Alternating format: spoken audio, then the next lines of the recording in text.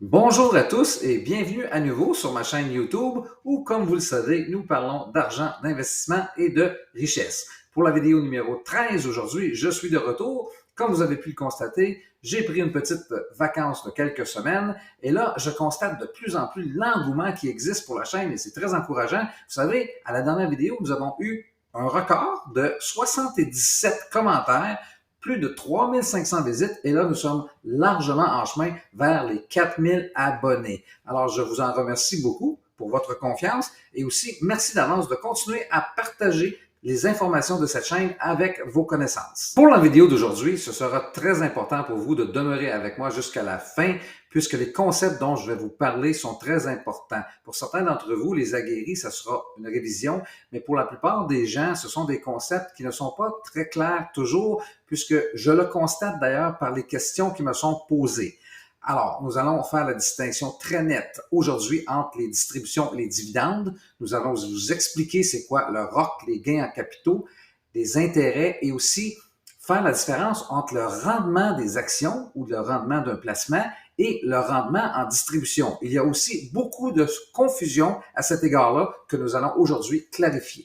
Nous allons donc débuter aujourd'hui avec un concept qui est très important, celui de ne pas confondre les dividendes avec les distributions. Certains gens me demandent, Marc, si j'investis dans tel ou tel fonds négocié en bourse, FNB, combien seront mes dividendes? Combien je recevrai en paiement de dividendes à la fin du mois, etc. Ce ne sont pas des dividendes que vous recevez, en fait, ce sont des distributions. Et les distributions sont composées de dividendes et de d'autres types de revenus aussi que nous allons voir tout de suite ici. Alors, vous voyez, les distributions comportent en fait une partie en dividendes, une partie en gain de capital, une partie en ROC, qui est du retour de capital, Return of Capital en anglais. Nous allons regarder ça de fond en comble un peu plus tard dans la vidéo. Et il y a aussi, dans certains cas, une partie des distributions qui sont sous forme d'intérêt. Vous vous souviendrez peut-être que lors de ma dernière vidéo, je vous ai parlé d'un nouveau fonds négocié en bourse qui est offert au Canada depuis peu, offert par Hamilton ETFs, et je vous ai parlé donc de C-Day. On voit ici Last Distribution, une distribution de 18 sous par action, soit dit en passant, cette distribution se fait 2 fois par mois, 12 mois par année, alors il y a 24 distributions de prévues de 18 sous. C'est une distribution, ce n'est pas un dividende. Comme nous allons voir un petit peu plus loin, je vais analyser un cas avec HDIV. Vous allez voir qu'en fait, cette distribution est composée de dividendes, de ROC et de gains de capital. À titre d'exemple, afin d'illustrer mon concept, je vais inventer ici un FNB fictif qui va s'appeler XPAS, dans le sens de n'existe pas, où nous avons une distribution mensuelle de 25 sous. Alors, typiquement, cette distribution pourrait être composée de dividendes à la hauteur de 6 sous, de gains de capital, 8 sous, ROC, retour de capital, 10 sous, et une partie, disons, c'est fictif là, d'un sou. Si vous ajoutez tout ça ensemble, vous obtenez la distribution mensuelle de 25 sous. Là, nous allons quitter le domaine du fictif et nous allons regarder un fonds négocié en bourse qui est réel. Alors, toujours offert par Hamilton ETFs. Et là, je vous parle de HDIV qui offre un rendement en distribution de 11,41%. Et juste à titre d'information, comme vous pouvez voir aussi en allant directement sur leur site, vous pouvez faire vos propres recherches, comme il se doit d'ailleurs, et vous pouvez le faire en français. Comme vous pouvez voir, ils ont la traduction de leur site.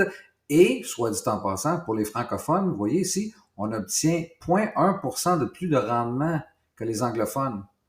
Mais non, c'est une différence. J'ai pris ma capture d'écran à de différents moments, mais voilà pour l'information.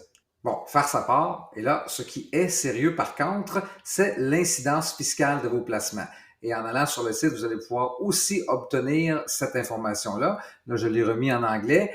Et comme par exemple, si on va voir les incidences fiscales, les taxes reliées à l'an 2024 pour tous les fonds négociés en bourse d'Hamilton, on va retrouver ici notre exemple HDIV et on voit qu'il y a eu des distributions et que ceux-ci ont été sous forme de dividendes, de gains de capitaux, autres revenus, retour de capital et la distribution totale qui a été de 1,97 sous,6. Mais étant donné que tous ces chiffres sont beaucoup trop petits pour mes yeux, j'ai décidé de reproduire le tout en format géant. Alors voici une nouvelle diapositive avec le FNB en question HDIV. dont la distribution annuelle 2024, comme nous venons de le voir, a été de 1,97 $. Alors, comment se divise cette distribution? Nous en parlons depuis le début de cette vidéo. Dividendes, un peu plus de 30 sous. Gains de capitaux, un peu plus de 80 sous. En retour de capital, presque 78 sous. Et en intérêts et ou autres revenus, un peu plus de 8 sous. Si vous additionnez tous ces montants, vous allez obtenir la distribution totale de 1,97 $. Laissez-moi maintenant vous expliquer le traitement fiscal que reçoivent chacune de ces catégories de distribution en débutant par les dividendes. Alors d'abord, nous avons ici majoration de 38 % puis crédit d'impôt fédéral de 15 %. Pourquoi une majoration de 38 %? C'est tout simplement pour refléter le fait que les compagnies, les entreprises qui distribuent le dividende, à même le fonds négocié en bourse, eux ont déjà payé leur impôt. Alors, pour refléter ce fait, il y a au niveau du calcul fiscal, une majoration de 38 %. Ce qui fait en sorte que si vous recevez 1 000 $ en dividendes, multiplié par 1,38 pour refléter cette majoration, alors on obtient un montant de 1 380 $ qui vous est imposable. Par contre, si vous avez, dans ce cas ici, un taux marginal d'imposition de 30 %, vous aurez à payer 30 % de 1 380 $, un impôt de 414 $. Là, on en arrive au crédit d'impôt fédéral, par contre, qui est applicable aussi sur le montant majoré de 1 380 $. Nous voyons ici que multiplié par 15 %, ça vous donne un crédit de 207 $. Dans le cas présent, 414 moins 207 $ égale, voilà, 207 $. C'est le montant que vous aurez à payer une fois le crédit appliqué. Alors, je voudrais attirer votre attention ici sur le fait que vous payez environ 20 % du montant reçu en dividende. Vous voyez, 207 $ sur un montant initialement reçu en dividende de 1 000 $. Le gain de capital, lui, c'est bien sûr mon préféré puisqu'il s'agit de la forme de distribution où on paye le moins d'impôts. Alors, je vous donne un exemple ici. Seulement 50 % des gains de capitaux sont inclus dans votre revenu imposable. Alors, si vous avez un gain de capital de 10 000 $, le profit lors de la vente d'un placement, 10 000 fois 50 % égale 5 000 $ seulement qui est imposable. Si vous avez un taux marginal d'imposition, comme on a vu dans le cas précédent, de 30 %, 5 000 fois 30 % égale 1 500 $ d'impôt à payer. Et si on regarde 1 500 $ d'impôt par rapport à un profit de 10 000, ça représente l'équivalent de 15 %. Alors, fiscalement, plus avantageux. Et là, nous en arrivons au fameux ROC, qui veut dire Return of Capital en anglais, bien évidemment, remboursement de capital en français, qui génère 0 impôt. Vous allez comprendre pourquoi dans quelques instants. Mais d'abord, j'aimerais vous dire que c'est un concept tellement important à comprendre que je vous ai réservé quelques diapositives dans les suivantes là pour vous expliquer clairement ce concept et comment il peut affecter votre fiscalité future. Pourquoi 0 impôt? Tout simplement parce que l'argent qui vous est remis, c'est une partie de l'argent que vous avez investi à prime abord. Alors, on ne peut pas imposer des revenus qui vous appartiennent. C'est une partie de votre argent qui vous revient. Ce que ça fait, c'est que ça affecte ce qu'on appelle, par contre, le prix de base rajusté de votre investissement. Et là, allons voir exactement ce que ça veut dire. Alors, allons voir l'exemple que je vous ai préparé pour mieux comprendre. En janvier 2025, vous achetez 1000 actions de XYZ à 15 $ l'unité pour un montant total de 15 000 $. Alors, au cours de l'année, le fonds négocié en bourse effectue des distributions dont 1 $ par unité est représenté par du retour de capital. Il y a aussi une partie dividende, j'en ai parlé tantôt, gains de capitaux, etc. Mais retour de capital, disons que ça représente 1 $ par unité. À la fin de l'année 2025, votre prix de base réajusté par unité va tomber à 14 $ puisque on vous a remis 1 $ au cours de l'année. Alors, vous voyez ici, prix de base réajusté, 14 000. En 2026, disons par exemple que là, il y a un retour de capital déclaré de 80 sous par unité. Alors là, votre PBR par unité baisse de 80 sous à 13,20, ce qui fait qu'un total d'investissement au prix de base réajusté est de maintenant 13 200 $. En 2027, le ROC déclaré est de 1,20 $ par unité. Alors, on baisse encore d'un autre $1,20. Votre PBR par unité est de 12 $. Le montant total, prix de base rajusté, est maintenant de 12 000 $. Alors voilà qu'après avoir détenu l'action pendant 3 ans, en janvier 2028, l'action de XYZ vaut 17 $ l'unité, donc elle a monté de 2 $. par rapport au prix que vous l'avez payé et vous décidez de vendre vos 1000 actions. Voici ce que ça génère comme incidence fiscale. Le produit de la vente, vos 1000 actions à 17 vont générer 17 000 On vient de parler du fait que votre prix de base rajusté est maintenant de 12 000 Alors, 17 000 moins 12 000, vous avez un gain de capital de 5 000 et non de 2 000. Vous savez, on a payé 15 000, les actions en valent maintenant 17 000. C'est pas 2 000 le gain de capital maintenant, c'est 5 000 qui est 50% imposable. En d'autres mots, 50% du 5 000 est imposable, ce qui fait que vous allez payer de l'impôt sur 2 500 à votre taux marginal d'imposition. Alors, je vous ai parlé du fait que le ROC, le remboursement de capital avec zéro impôt, peut être important dans la planification, dans l'incidence de vos impôts futurs. Voyons ici les façons dont on peut s'en servir. Vous voyez, la stabilité des revenus, les fonds qui versent un remboursement de capital sont intéressants pour des investisseurs, premièrement, qui cherchent du revenu, parce que là, on a du retour de capital, de l'argent qui nous revient, sans affecter la quantité de parts, d'actions, d'unités que l'on détient et qui, en plus, ne sont pas, cet argent-là, qui n'est pas imposable. Vous voyez l'efficacité fiscale ici. Contrairement aux intérêts, aux dividendes, aux gains de capitaux, les remboursements de capital ne sont pas imposables l'année qui sont reçus. Mais là, comme vous avez pu le voir dans l'exemple qui vient de précéder, vos impôts, vous allez devoir les payer dans le futur au moment où vous allez vendre l'action au prix de base réajusté. Alors, le gain de capital va être amplifié, mais c'est vous qui le contrôlez. C'est vous qui décidez quand vous allez vendre l'action. Vous voyez ici, report d'impôt. Tous les gains de capital produits par les distributions sous forme de remboursement peuvent être reportés jusqu'à la vente du placement. Ainsi, le client maximise ses revenus courants et est à mieux de décider lui-même du moment où il va payer ses impôts. Alors, ça a beaucoup d'avantages quand même si on a un retour de notre propre argent, comme on dit. Les intérêts, eux, sont la pire catégorie de distribution puisque les intérêts et autres revenus sont imposés à 100%. C'est-à-dire, c'est comme dans le cas de nos revenus de travail. Vous allez payer de l'impôt sur 100% de vos revenus d'intérêt, bien sûr, à votre taux marginal d'imposition.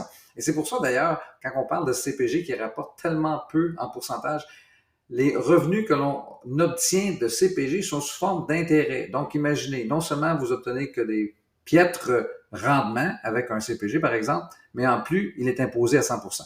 Eh bien oui, puisque vous me connaissez de mieux en mieux maintenant, vous aurez deviné que de la bonté de mon cœur, je vous ai préparé un résumé ici, un tableau qui résume l'ordre des revenus les plus fiscalement avantageux. Nous venons tout juste de parler du ROC, remboursement de capital, qui lui, zéro d'impôt au moment présent, mais qui va générer des gains de capitaux lors de la vente.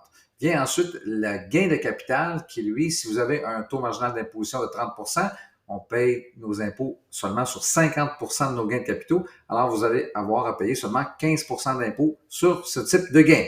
Les dividendes, eux autres, sont variables en fonction de votre taux marginal d'imposition, évidemment. Si vous vous souvenez de l'exemple tantôt, on parlait d'environ 20% si vous avez un TMI de 30%. Les intérêts et les autres revenus sont les pires avec 100% de votre taux marginal d'imposition. Un autre concept qui est un peu mal compris, du moins je le vois d'après les questions qui me sont posées, c'est celui des rendements. Alors, pour bien les comprendre, il faut encore une fois bien faire la distinction entre les rendements de distribution et les rendements de placement. Allons voir. Je vous ramène ici brièvement une diapositive que nous avons vue tantôt d'un fonds négocié en bourse offert par Hamilton, le HTIV, et le fameux 11,51% qui est offert aux francophones. Il s'agit ici d'un rendement en distribution, ce qui veut dire que si vous avez effectué un placement d'une valeur de 10 000 le rendement des distributions, donc de 11,50%, va vous générer un revenu de 1 150 $. Oui, mais il ne s'agit que du rendement en distribution. Pour considérer le rendement du placement global ou du titre dans sa totalité, il faut considérer aussi la fluctuation du prix de l'action et d'y ajouter le rendement des distributions. Et puisque la meilleure façon de s'y retrouver est par l'utilisation d'exemples, alors voici ici un calcul de rendement global en 3 différentes situations. Alors dans l'exemple numéro 1, le titre a baissé par exemple de 5%. Vous l'avez acheté à 20 $, il vaut maintenant 19 $, donc il a baissé de 5%. Par contre, tout au cours de l'année, vous avez reçu des distributions, un rendement en distribution de 11,5 %. Ça fait en sorte que votre perte est compensée par ces distributions et que votre rendement global se retrouve à 6,5 %. Vous êtes tout de même gagnant. Dans l'exemple numéro 2, admettons que le prix du titre n'a pas bougé du tout. Vous l'avez payé 20 $, il vaut encore 20 $, mais que, une fois de plus, tout au cours de l'année, vous avez reçu votre rendement en distribution de 11,5 %. Votre rendement global, il est de 11,5 %. Et dans l'exemple numéro 3, la bourse a très bien été cette année, disons. Le titre, vous l'avez acheté à 20 $, il est passé à 22 $, donc il a augmenté de 10 % et vous avez, encore une fois, obtenu, puisque c'est un fonds négocié en bourse concentré sur des distributions, des rendements en distribution de 11,5 %, ce qui vous fait un total d'augmentation, un rendement global de 21,5 %. Alors, par l'utilisation de ces exemples, vous aurez compris que rendement, les types de rendement de distribution n'équivaut pas au rendement de l'action. Il faut prendre en considération lorsque l'on calcule le rendement d'une action ou d'un placement que l'action peut fluctuer et que par contre aussi on peut recevoir des distributions sous forme de dividendes, gains de capitaux, retour de capital. Et là, pour ceux qui disent oui, mais dans le cas de retour de capital, on a eu notre argent nous est revenu. Oui, mais si l'action s'est maintenue au même prix, même si votre argent vous est revenu, vous avez augmenté quand même de 11,5 %. Il y a eu un gain de capital là, que vous allez devoir payer d'ailleurs, par contre, quand que vous allez vendre l'action. Alors voilà, je pense que je vais vous laisser tranquille pour ce soir. C'est tout pour aujourd'hui. J'espère que vous avez apprécié une fois de plus. N'hésitez pas à me poser des questions, faire vos commentaires, partager la vidéo comme je vous disais et aussi de cliquer le petit bouton de s'abonner, très important. On est en chemin pour les 4000 abonnés. Une fois de plus, je vous remercie pour votre attention. Prenez soin des gens qui vous entourent. D'ici notre prochaine vidéo, je suis Marc Aubin. À bientôt.